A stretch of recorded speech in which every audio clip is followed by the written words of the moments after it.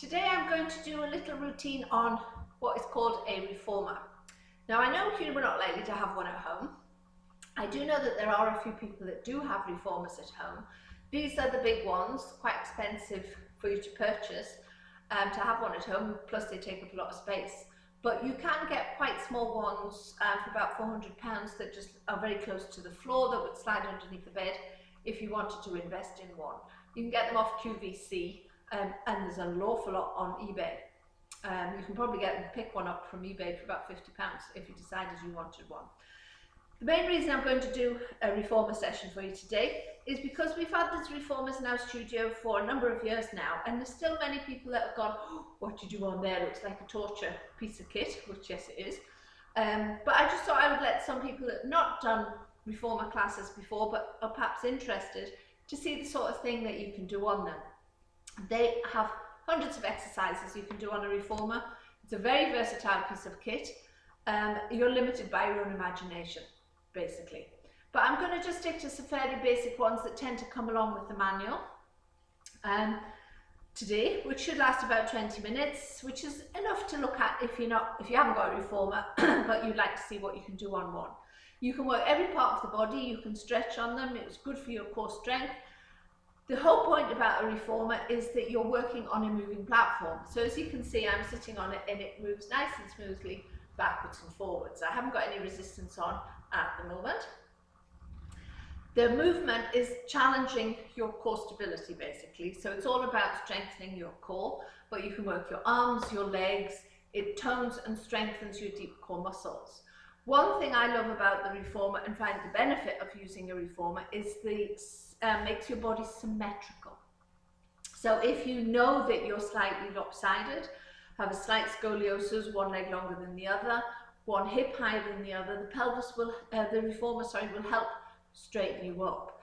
I tend to be very much more flexible on the left, tight on the right. Quite often my leg length will go out. My pelvis will rotate slightly. This is from years of accidents when I was younger, falling off horses being one of them.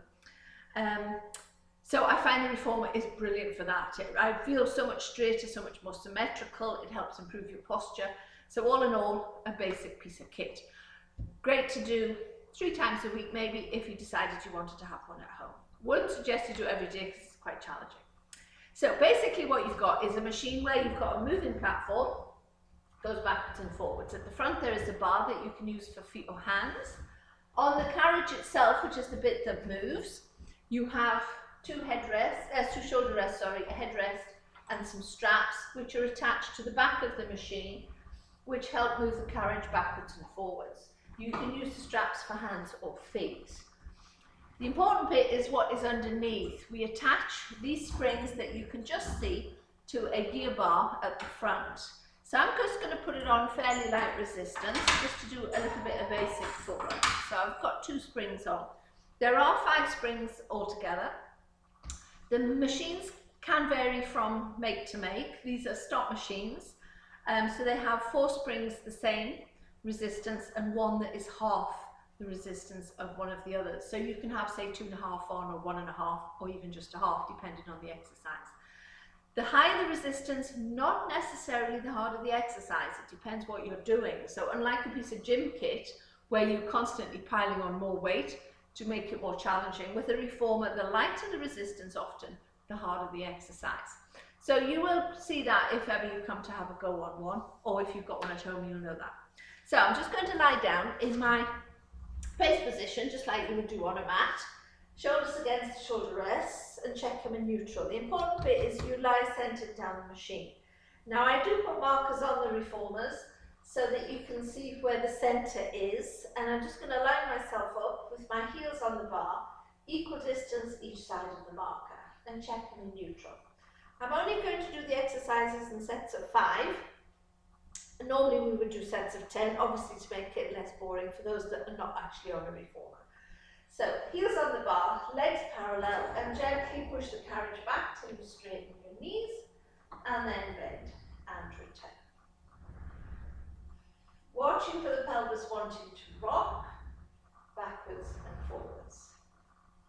Now these are the exercises. I have done a video using a red ball a big ball, sorry, one of the great big stability balls, because you can do this by just pushing the ball backwards and forwards with your legs.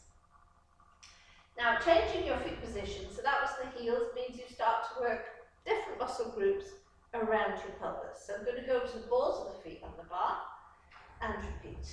Straighten the legs, pulling the kneecaps up and bend and return.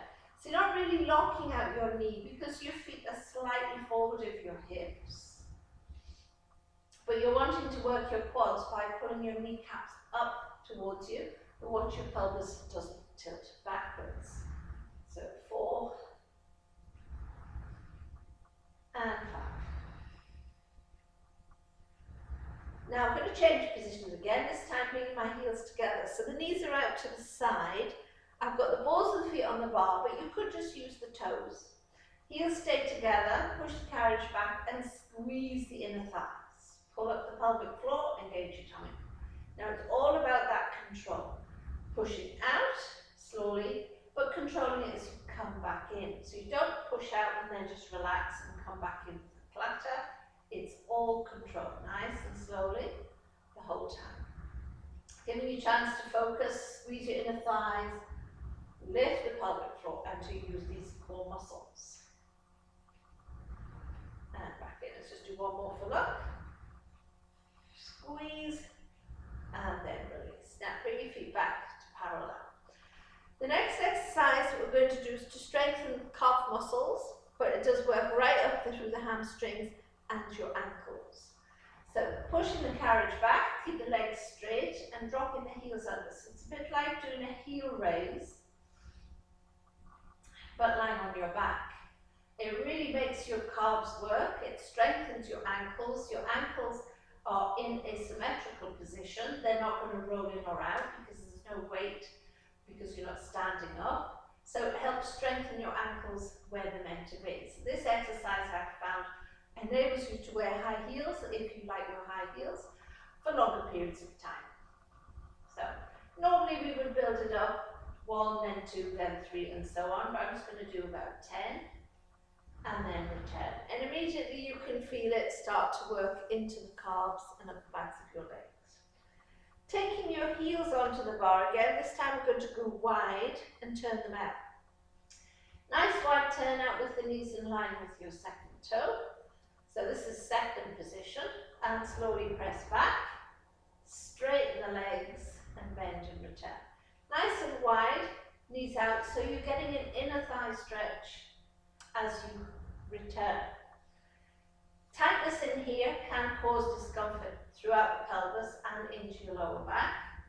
So it's nice to get that stretch, and having that little bit of resistance as you do the stretch can help. You could do this standing, but you have that problem of the balance always. And last one, and return.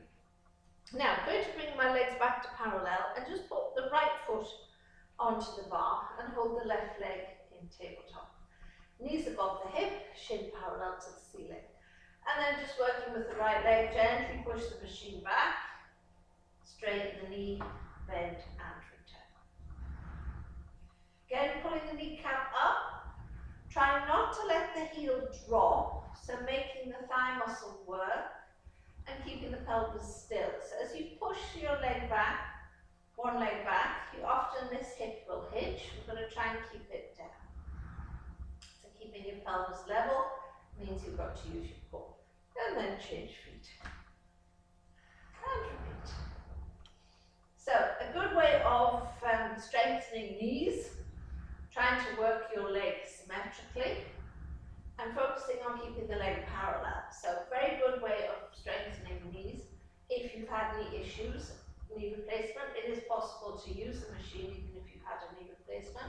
You can't necessarily get such a good bend into the knee, but it helps strengthen the muscles around your knees. Excellent. Now we're going to go into parallel feet again with the heels on the bar. I'm going to do a little hip tilt. So this is to help get the movement into the spine. Arms down by your side this time. So breathe in, tilt the pelvis. So I've lost neutral. Without letting the carriage move, squeeze your buttocks and lift your hips. So you just peel up, lifting your hips about 4 finger widths, and then roll it back down slowly and back to neutral. Try not to let your carriage move, which as you can see, mine moved. Not ideal, but hey ho, not done it for a while. So tilt and lift and roll back down, better.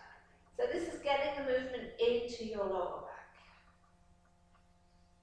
So again, strengthens the glutes, strengthen your legs, and mobilizes your lumbar spine. Excellent. Now we're going to try and lift, hold, and then push out. And return. Keeping your hips lifted, push in and out. So watching for the pelvis dropping. You can put your hands in a prayer position, but my arms are short, I find that position is much better. And then rolling it down, slowly. A little bit harder is to do with your feet in first position. Pause the feet on the bar, excuse me, heels together, and repeat. So tilt, lift, and repeat. Not necessarily straightening the legs, but really working into here. You've got to use your glutes, use your legs to hold yourself up, and breathe. And roll it down, nice and slowly, and come back in. You can stretch by pushing the carriage back and dropping the heels under, and just stretch everything out. That bit of resistance there helps improve the stretch, increase the stretch. And then return.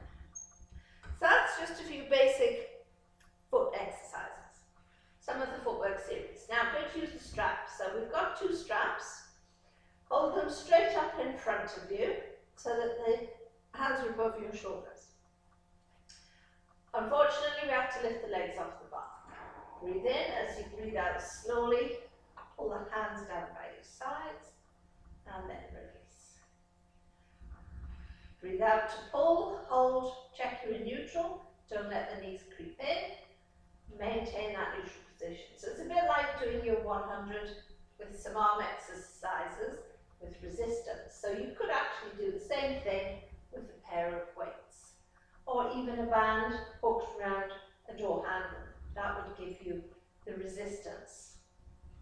So next one, take your arms a little wider, pull and release. Breathe out as you pull, as that's the effort. Breathe in to release. So I've got 2 springs still for this, which is quite high. You might have a machine where you need to play about with the resistance to find what suits you. Remember, it's not about building up the resistance to improve muscle size. We want to tone, lengthen and strengthen the muscles. So it's often better to do a lot of repetitions on light resistance. Third one, a little bit harder. This works the top of your shoulder, your deltoid. Good one for guys, they love this, ladies hate it. So very important. And then release. So I'm not keen on that one myself, to be honest. Okay, now we're going to target the backs of the arms. So little sequence, pull the arms down, hold, bend your elbows, do a tricep press, and then release. So pull down, bend, extend, release. Breathing through it the whole time. Notice I'm not gripping the straps with my fingers. I'm letting all the work come from my shoulders and my core, not the forearms and hands. Now I'm going to put my feet into the straps. Press the legs out and check them into neutral. So legs at a 45-degree angle. Keep that neutral position. We're going to work from the hip joints and just let the machine pull the legs as vertical as possible without letting the pelvis tilt. Squeeze the buttocks, squeeze your inner thighs and press your legs back. So This is called a leg press for obvious reasons. And push. Try not to let the lower back press into the carriage.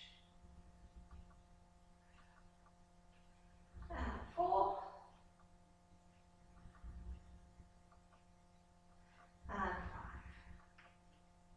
Now I'm going to let the machine pull the legs up, hold and take them wide. So get an inner thigh stretch. Then use the pelvic floor and bring the legs back and push back. So the carriage moves. I'm going to try and keep the carriage still to take the legs wide. Keep it still, bring them back together. That's the hard bit because immediately your legs want to come towards your head, which makes the carriage move. So bring them up, open wide, hold briefly so you get a nice stretch. Use your inner thighs, bring the legs back, try not to let the carriage move. Push away, the carriage will move. So legs up, open, close, push away. One more. Open, close, and push away. Still with the legs parallel and together, bend your knees. And then push out. This is called a bend and stretch. Trying not to let the knees come past your hips or lose neutral. So again, you're pushing from these deep core muscles. It's a fairly small movement. It looks like it should be a little bit bigger, but it's quite small. This is for your quads. Now turn the feet out and repeat. And push.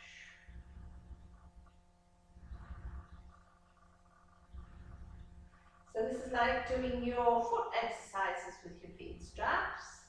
So it's like doing a plie. Legs always going out at that 45-degree angle. And one more. Now with the feet together, you can do a lovely stretch for the hamstrings by just letting the pelvis tilt this time. Let the legs get pulled over you, don't let the knees bend. So this is where you should feel that stretch. Turn out, bend your knees and release. And again, so feel the stretch. Turn out, bend and release. And stretch is always in threes, of course. And push out. Now, if you take one foot out and bend it across the other leg, you can do your piriformis stretch or outer thigh stretch. So let that leg come up and feel the stretch into the hip. And press away to release it. You're very unlikely that the leg's going to come past your hip with this. You can even push the knee away with your hand to increase the stretch. These stretches are all good for anyone with lower back pain. As we've talked about before, all this sitting around, if you're working at home at the dining room table, that lower back needs the stretch. And then obviously change feet. So pop the strap back in, take the other one out. And repeat. Pressing the knee away with your hand. And press back to release. And again, be careful of any problems you might have with your knees.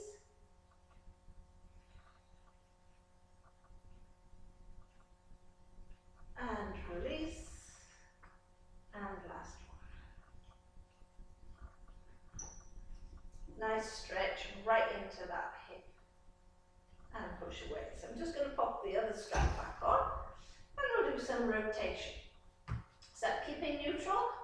Slowly circle the legs in opposite directions, but focus on trying to keep the circles the same size and same shape, and change direction. So you could do this with the feet turned out, like that, or parallel like I had them for the first rotation.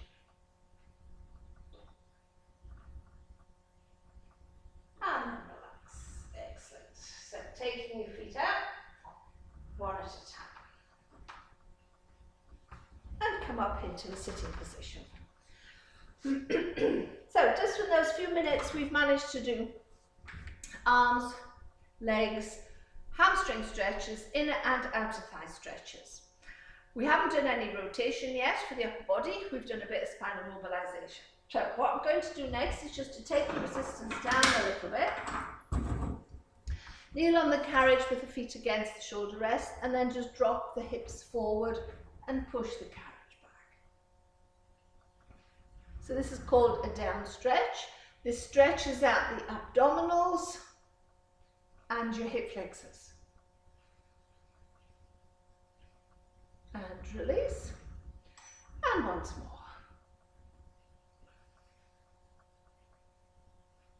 And release. So if you sit on the carriage sideways, going right down to very light resistance, you can do a spine twist. Spine twist we do a lot on the mat. This is adding a bit of resistance. So holding one strap just in the hand nearest to the shoulder rest, take the weight, interlace your fingers, looking straight ahead, and then just gently twist towards your full bar. Keep the shoulders nice and level, and just move from your waist. And again, I'm just going to do 5, but you could easily do 10. And turn around, just same on the other side. Strap from the other side this time. Sit up tall and repeat.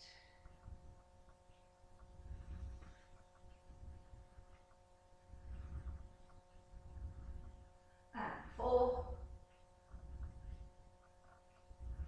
And 5. And release. Now I'm just going to swivel back round again. Put some resistance on, a little bit more. I'm bending one leg back, one hand onto the bar, mermaid stretch. So you press the carriage back, stretch up, so getting the stretch right down the side of the body, twist, both hands onto the bar and push.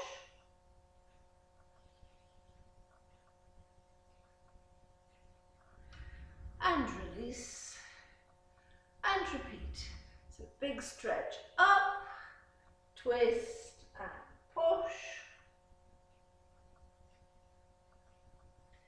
and release, and one more.